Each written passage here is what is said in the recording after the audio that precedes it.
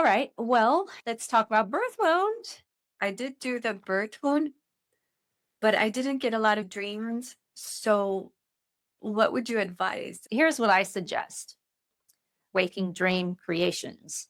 It's actually really simple. There's two different types. Here's an example. I was sitting in the park. I made a video of what I was looking at, and I was talking about what I was seeing. I was just unfiltered, observing out loud, and just 1 minute, 2 minutes. And then I listened back to that when I got home, and I listened to it as if it was a dream. And it's really interesting what information can come out by just listening to what you observe, what you're pointing out, and the way that you say it. So you can see your remaining insecurities or any programming or anything that's not quite sitting right with you. And it might not be a permanent thing that's going on with you. It might just be, this is what happened yesterday. I got in a fight or whatever. That's a fun thing that you can do. And here's the other thing that I'll offer to you. If you don't know how to look at it that way and you want somebody else's eye on it, put it in the school community, and then I will look at it as if it's a dream. So it's kind of fun. When you were saying sitting in the park, you're not just describing what's going on around you. You're thinking about your life and giving opinions about your life. No. Nope. I'm not thinking about anything like that. I wanted the camera to pick up what I was seeing. And so I'll tell you what the scene was. I saw some exercise equipment and nobody was on the exercise equipment. And the way that I said that, I said, okay, well, there's some exercise equipment and nobody's exercising. And then I turned and then I saw some guys cutting the grass. And then I said, they're cutting the grass. And it's, of course, they're making a bunch of noise because I'm here, like that kind of thing. Yeah. And what I forgot to say is, before you do this, now don't do it right before. Maybe do it the day before or do it in the morning, and then later, like let's say 4 p.m. you're going to make your video. So in the morning, you would kind of reflect like, maybe you read that worksheet or something and just reflect a little bit. Don't overthink it, but just have an idea of something that you want an answer to. Not like, oh, should I go to the grocery store tomorrow or Friday? But if I had the opportunity right now, would I just go on a live stream and talk? Let's just say you want to check if you're comfortable with talking off the cuff. This is just my own personal example that's fresh on my mind. And so you're like, I would really like some extra help with that question that I'm having on myself. So then you've decided. And then make a date with yourself and say, okay, well, I'm going to do this waking dream at 4 p.m. So then 4 p.m., you go out and you make your 2-minute video. You just talk about what you see. And then later, not right away, later, you look at that video and kind of go, how does that help answer? So I'll tell you what helped me in that example that I was using where I was looking at the park. That was when I couldn't figure out why I wasn't losing weight. First of all, I didn't understand why I gained weight. Now I do, but I was like, I can't figure it out. I'm eating right, blah, blah, blah. And then when I looked at that video, I said, there's exercise equipment, but nobody's exercising. No. Duh. Oh, that's funny. Yeah. So I started implementing a morning walk. I got up at 5 a.m. and I just went on I set my timer for 45 minutes and I was like, I'm walking for 45 minutes. I actually lost weight. I did what the universe was telling me to do through my dream exercise. And I think that was rewarding. Okay. That makes sense. Yeah, no, that's awesome. So you're putting the attention out there, and then the universe is going to answer. So, and it's just, Yeah. so that makes sense. Yeah. Mhm. And then what is it? We're so busy sometimes in our minds that we don't realize we are being answered a lot of the time. A lot. For me, especially. That's a really good point. Yep. And sometimes maybe not even making a video about it. Sometimes you can just talk into your phone and then listen to it later and go, oh, wow, I was in that headspace and that's interesting that I said that. Why would I say that particular thing? So Yeah. No, yeah, that makes sense. Yeah. have Okay. fun with that. I definitely want to hear how that. I taught that in my dream course, and I was so excited to hear what everybody would do with that. I don't know that anybody even did it. No. I was just appalled. I was like, this is the funnest thing ever. What, what was you said you had two waking dream methods. What was the second? I just don't want you to lose that train of thought. That's somebody kind of takes you into a relaxed state Oh, and okay. Okay. says, oh, like, all right, just imagine a time when you felt this way. What does that look like? And okay, what is that? Uh, oh, you're seeing butterflies. Okay, what are they doing? And then you just kind of respond. And so then, as the dream interpreter or the dream guide, I would be noting, all right, butterflies that are flying and they're yellow and pink. And I would take some notes, and then we would use that as if it were a dream. So, right now we have Earth Star Chakra. That's the first one. We have the first dream seed, Speedboat, and the first journal prompt. This was about the cargo you arrived with. So, I would suggest that you read the journal prompt before you start and then listen to the dream seed and do it for about 10 days. And every day or every couple days, go back to that journal prompt and see what else you can write, which is kind of like, oh yeah, that came up. And you can do your journal prompt if you're so called to do so. So the meditation takes you on a journey. You start with this, you're at the shore and you're taking this speedboat, and I take you through different visualizations. So, one thing that we were going to go over is how did that speedboat integrate? I do have a worksheet that you can Yes. use to ask yourself questions, but in it, I say do a sway test. Why would you do a sway what? Why? Why are you saying that now? Let's say that I say a statement to you that has programming in it, or it's an affirmation. It's safe to be open. But then if your body responds a certain way, then it's like a litmus test. You can kind of say, oh, my body still isn't there, or I'm still not there yet. Oh, okay. And you're giving all these possibilities. Yeah. It's like, all right, let me just check in with myself and see how I'm feeling without dreams. Because this was coming up and I thought everybody would be talking more about the speedboat, I channeled down and answered all the speedboat questions so I can talk to that. Right. But I've had a ship dream. I've been on the ocean, I've been on ocean liners, I've been around water, and I've been around schools where I'm trying on bodies. So when I put on my dream analysis hat, in retrospect, I see that it is pre-birth. That's interesting. Just this is a side comment more than anything. But darn, I am in so many classrooms and schools. We must have beat this curriculum to death before we showed up down here because I just seem to study. It's like I meet with a group and then I go and study. And so, I think that's a reminder like, hey, you got this. You already knew why you came here. And that is one of the reasons digging into the birth wound is so important because you all were saying, I want to dig more into why I'm here. What is my mission? What is my purpose? Let me be more clear on that.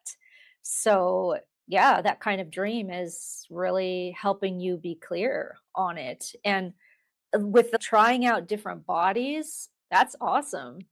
I went down a hallway, and in one room, you could try on the whole package and get a range of emotion. But in the next classroom, I could try on another person and just get like emotion. But someone was using that body right then, and I had to wait till they finished with that body.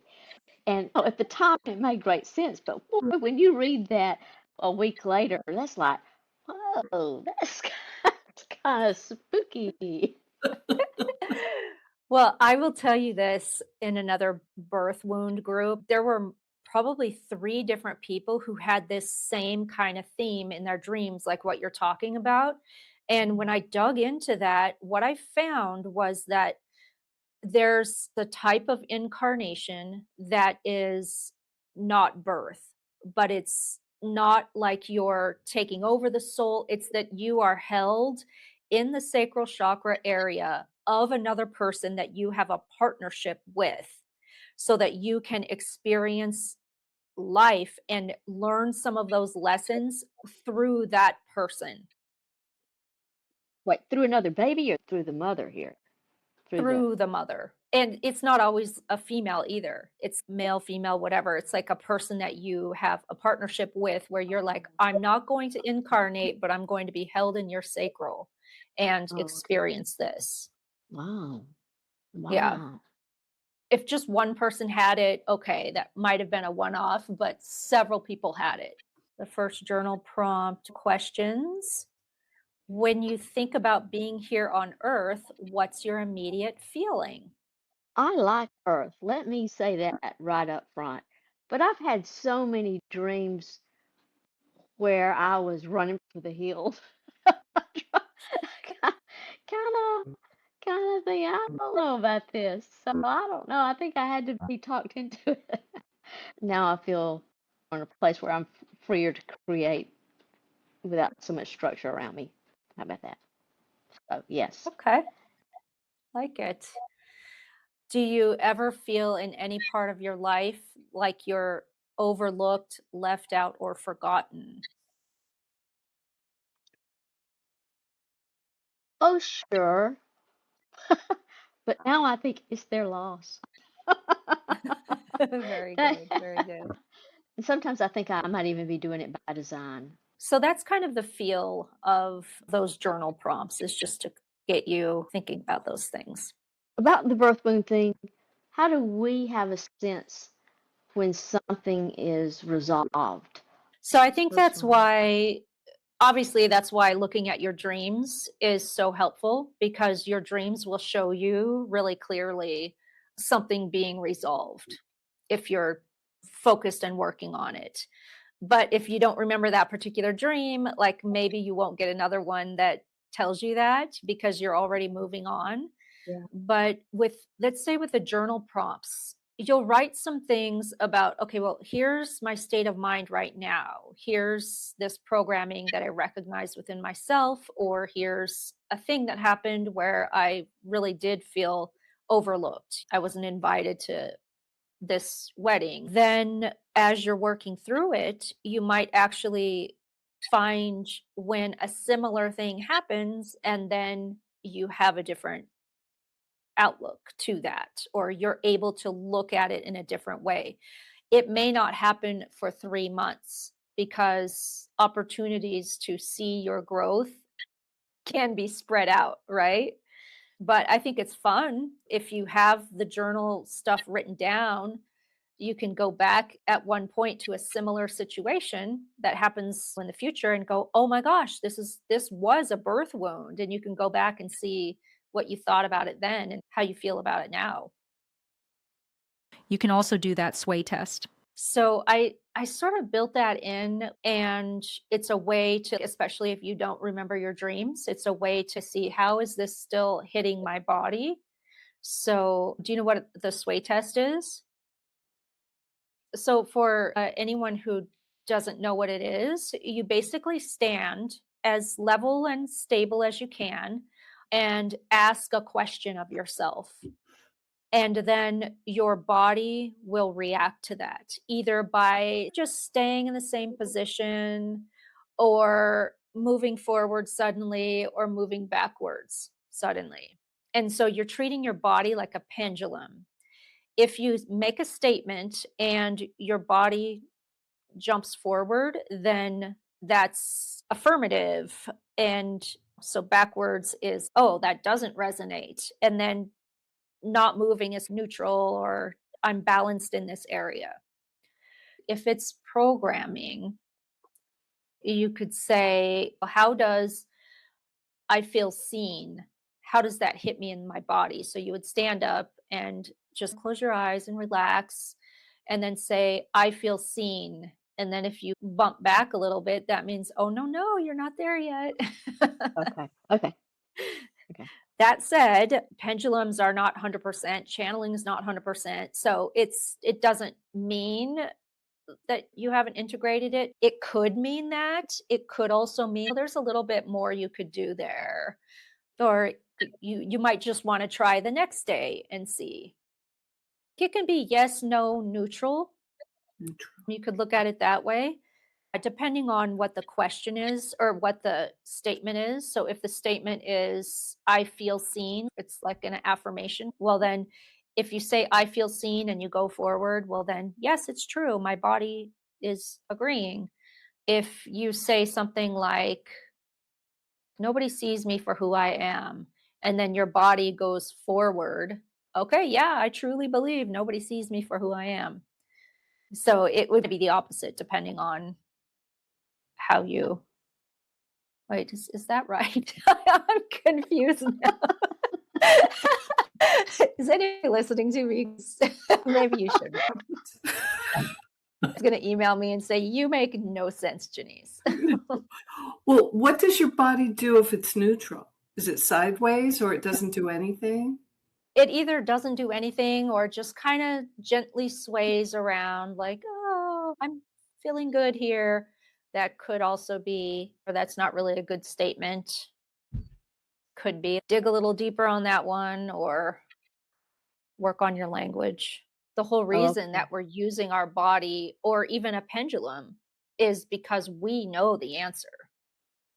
So there's situations where I wouldn't use the sway test, but health is held in our body, and anything from birth to our current age is held in our body because our body is a product of all that stuff. Okay. Just my philosophy. I might change it tomorrow. So don't quote me on that. But so the baseline feeling, when you think about being here on Earth, what's your immediate feeling? I just see it as opportunities for creativity. The world is my oyster and I'm ready. I don't know that I thought that I don't know that my dreams showed that I thought that back in the day, but that's what I'm feeling these days. It's like, let's have at it. My dreams just were showing me that I was planning and planning and over planning and planning some more and talking it over. But now that I'm here, Yeah. You're like, I did all of that pre-birth so that I didn't have to worry about it now. And I'm letting that go. That is great. Well, I put down that it's hard. It sucks a lot of the time. So does it feel like welcoming or something you must endure to endure? Yeah. Do you feel placed or misplaced? And I know it feels misplaced, but I know that maybe I'm supposed to be here. I know that I'm supposed to be here. I just, Okay. but that feeling is still there. Like I know it, but I'm living it and it feels like, man, this is all wrong. Mhm. And what do you mean by this is all wrong? That life shouldn't be this hard. That it shouldn't Ah. be this enduring. Like I love like once I'm in my zone in my peace, it's like, oh, bring it on, okay. But once you're in the game and come back in, it's like, it's so hard. And I'm talking about life in general, like work and sometimes relationships. And I think that the reality is that some things are hard. And if we go into it thinking that it's supposed to be easy all the time and all that, right away, if you catch yourself using should or supposed to, then question that, because that's a little bit subjective. Like, things can be hard, and at the same time, they can be opportunities for creation, and they can be just essentially opportunities to overcome something that's still sticking around. Yeah. Yeah. So, all right, well, it's okay. It doesn't mean that you failed Earth Mhm. Star chakra. It just means, yeah, I'm still holding that awareness that when the crap hits the fan, that's hard. Yeah. And it is. Yeah. Yeah. I've had a lot of those moments. And then after that, something beautiful will come out of it. Like right now, I really feel like it's not that we're being tested by faith, but it's having faith on the long road. Does that make sense? Like I think that's where my lesson is, or that's what I need to gain from all of this, to hold on to that faith that everything will work out for me, Yeah. you know, Yeah. or that it's supposed to be like this, and we'll figure it out. We're figuring it out as we go. Yeah, in our world, I questions like, God, are you trying to tell me to move away from this or hang in there? And I still receive the hang in there to get better. Yeah, exactly like that. All right. Well, let's look at so you can use that sway test. So you can ask yourself, I'm not important. You could say that and then see what your body does. So, do I truly believe that I'm not important? And if your body sways forward, that would be, oh, yeah, I do believe I'm not important. So, do you all believe that you're important? What about I don't belong here? I know that I do belong here. Otherwise, my soul would not have chosen it. This time Yeah. frame, this body, this exact. So I do know that I do belong here. But I must have been like, no, I don't belong here, because I'm telling you, last week was really hard.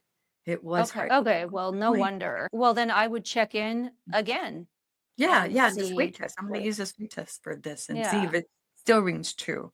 Yeah. Okay. Good. I was born to be alone. That was a big one for me. I always thought, you know what?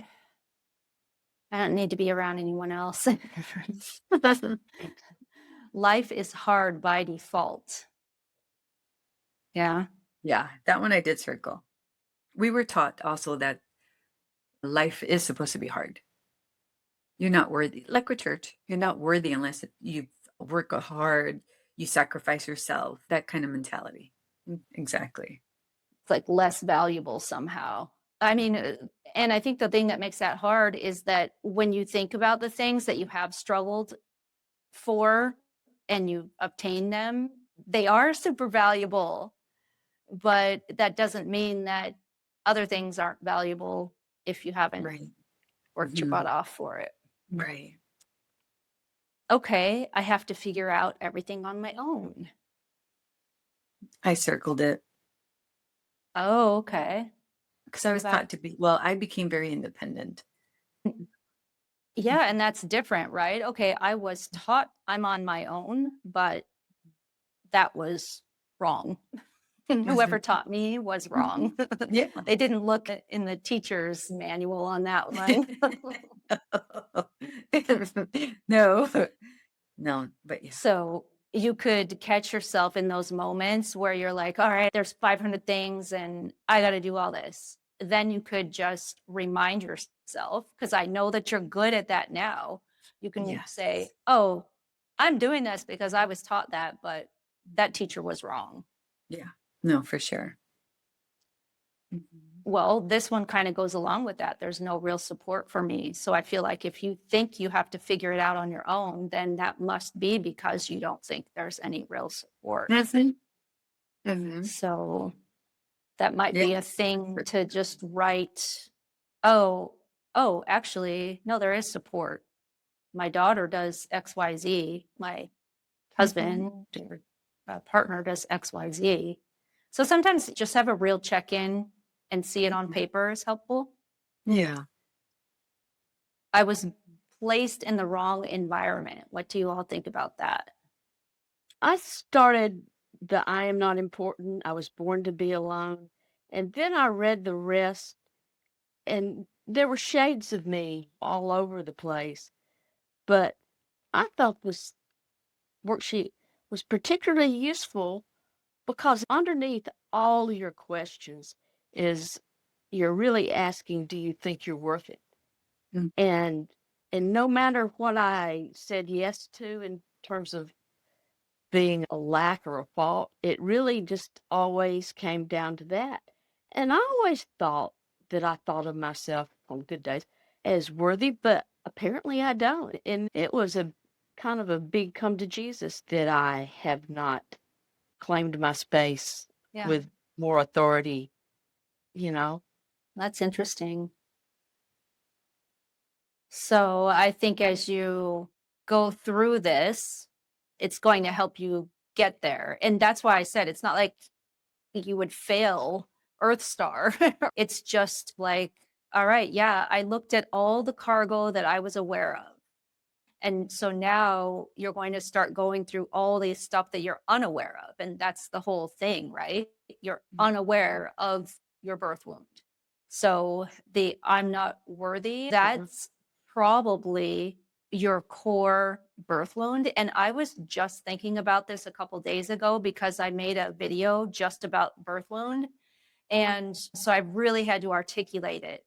And I don't know if I ended up saying this, but I was just thinking about it. I think so. My core birth wound was I'm not important, which I think is kind of like I'm not Yeah. worthy, I'm not important.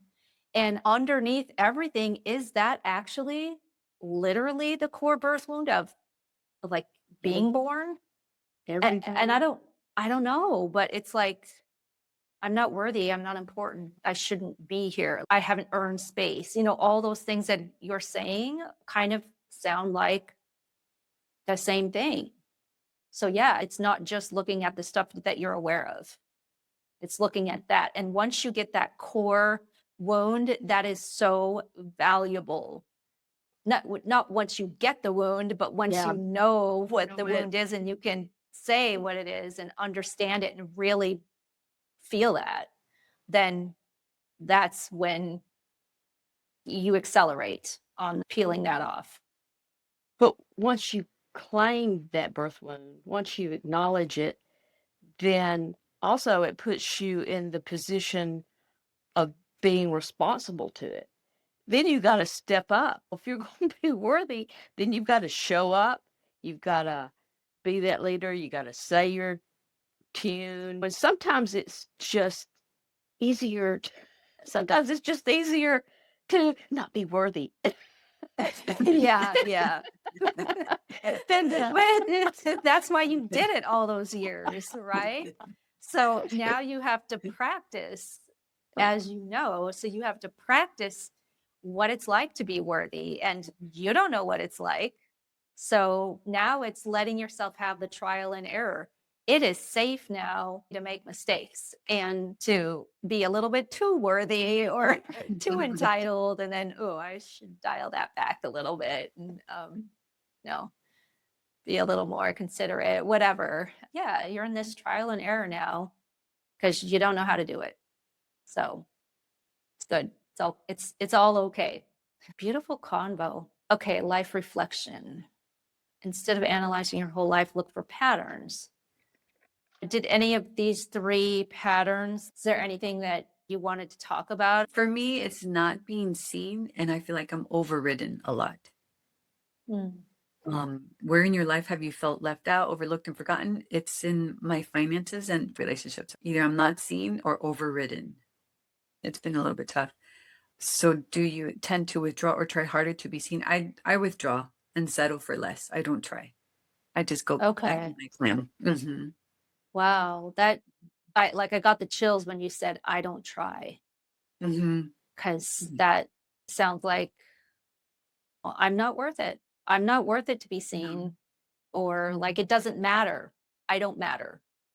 And Mhm. also, other people have power and authority to override me and what I think is important. I don't know, maybe read up on learned helplessness. I don't know a Mhm. lot about it, but it's just a thing that came to mind. But I know the study behind it about how they put dogs on an electrocuted or electrified grid cage thing. And then they would have a Mhm. lever and the dog could push the lever or push the button to make it stop. But then they did some dogs that the button didn't work. And so then they learned that there's just nothing they can do.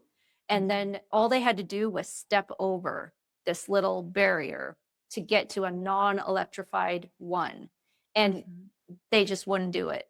The dogs that were taught to be helpless or to not try, they just laid there crying and Mm. being zapped. But the dogs that had learned that they could just push the button and everything would go away, they would jump over because they learned how to help themselves. Mm. So my point is, you didn't learn that. And Right. that could be the only reason why you would just not try, because Mhm. otherwise you would. There's other parts in your life where you try. Oh, yeah. So Yeah, I have lots of examples that, yeah. Because I've tried, I've moved beyond what I thought possible, yeah. So I do have those yeah. examples.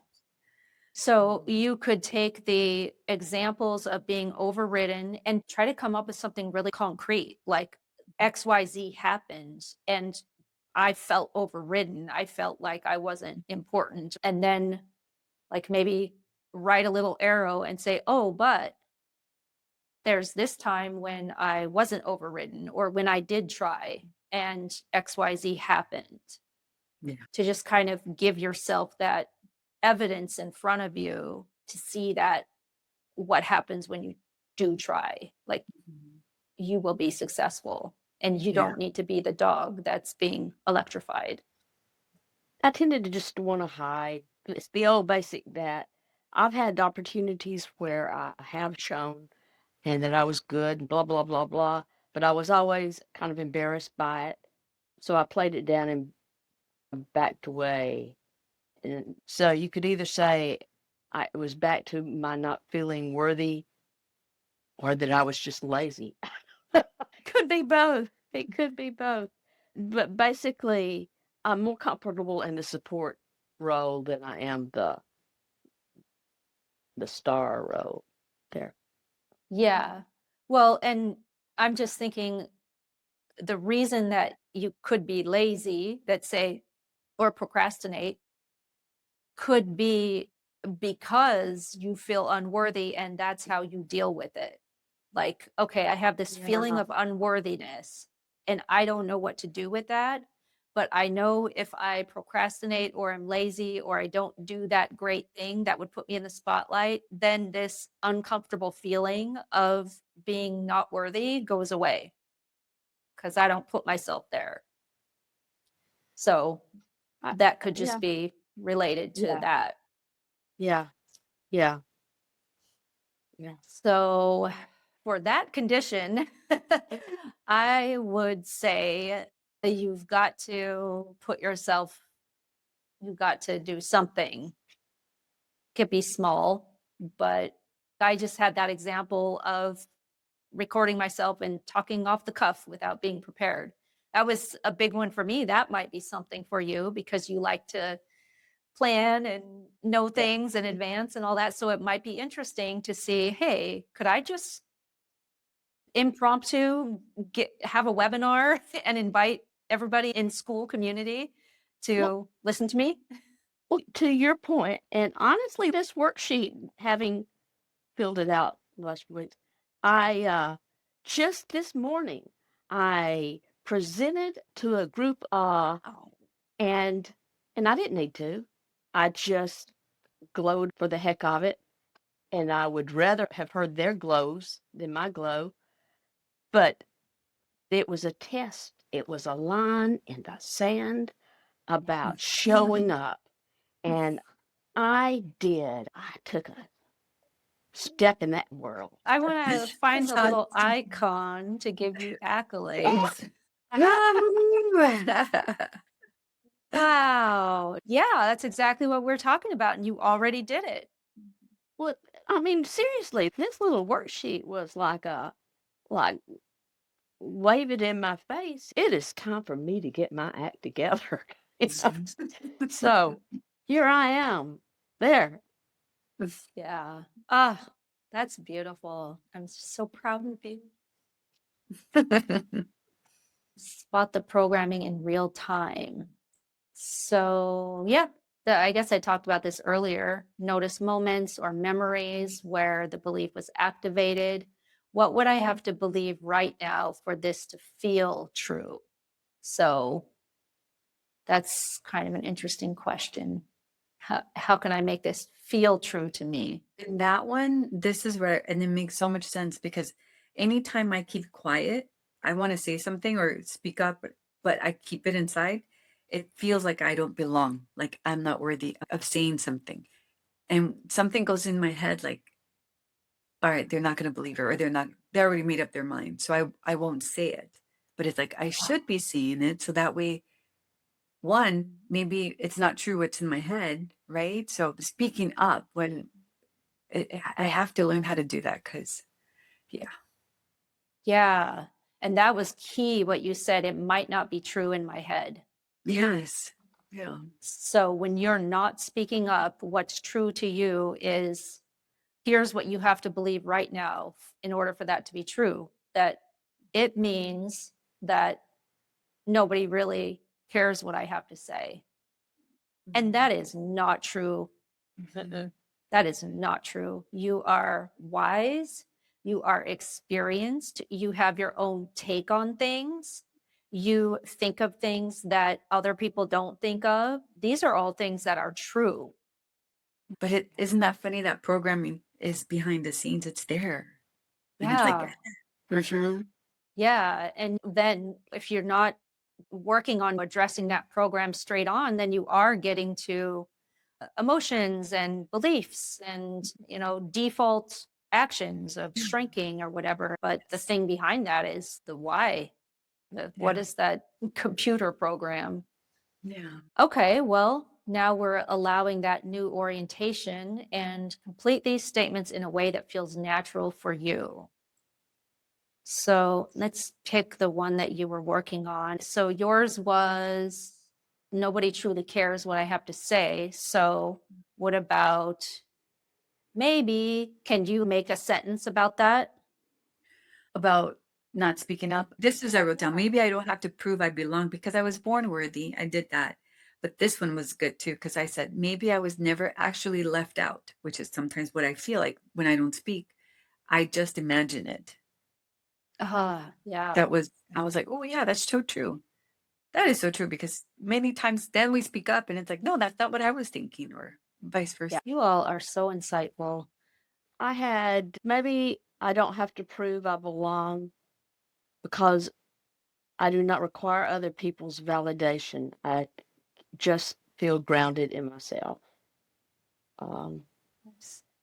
Maybe I was never actually left out. Maybe I took too much comfort in hiding my light, not stepping up to honest interactions that I couldn't control that might deplete my energy. I feel I have to protect my energy. And maybe the feeling of being misplaced means I don't have to step into my surroundings and take responsibility for how it unfolds. There. Mm. Yeah. So it's like by not stepping into what you feel like you actually want to do in life, that's a way for, like, your excuse is without you actually saying it, but your excuse is, oh, it's because I'm misplaced. Okay. I don't know. I'm just kind of like, that's what I Okay. heard. Mhm. I translated. I could be wrong. All right. After Speedboat Meditation, what surfaced that surprised you? I wrote down for the third one. I put what emotional tone shifted even slightly is that I'm allowing more of life to happen, to surrender to life, to trust it. I'm going to be guided in the right direction. Nice. So you could now just be present. Yes. That's big. That is really big. Yeah, because normally I'm the one, supposedly I'm independent. I'm supposed to be doing all the decisions or the actions or whatever, but it's like surrendering. It's beautiful to feel that, but it's hard to trust it sometimes, you know? Oh my gosh, you used something that I want to ask what you think about this, both of you. Okay, so the podcast with Eric went out last week, and when I was listening to that, thing that really got me was he was misusing a word. I cut all of that out because it made it too confusing, but so I'm just telling you behind the scenes. He accidentally used the word dependent, but the person who he was talking to was saying that she believes that she has an issue with being hyper independent and codependent. But he was using this dependent word. And so we were going through this exercise, which is what's wrong with being dependent? Can you change the definition of that so that it's actually not a bad thing? Can you be comfortable with that? So, all right, I'm going along with this exercise and going dependent. That's awful. You should never be dependent. Like that means you can't take care of yourself, or all of these definitions that we give it. But by the end of that exercise, I said, wait a second. I can be dependent. There's nothing wrong with that. I can be at peace with that because it doesn't imply that somebody has power, or it doesn't imply anything negative unless I make it imply something negative. So that's an interesting exercise that you can try on yourself, is to see if you can become okay with being dependent. That will be so good. Yeah. Because when I was younger, I learned that I was very codependent. And I went from codependent all the way to hyper independent. And now it's like I'm trying to go back in the middle. Yeah. So So I think the middle is dependent and independent. yes, yes, both. Yeah. It's like I'm independent, clearly, but also there's times, or I guess I should say, and also there's times when I'm totally on board with being dependent, and that's okay. I'm not Yeah. codependent because that's something different, but you can be independent, an independent person, and be on board with being dependent. So it's just kind of a neat Trusting. exercise that surprised me. Girl, cool. It's called Busting Belief Systems with Eric. That's what it's like when you're in the moment and you're really confronted with your limiting beliefs.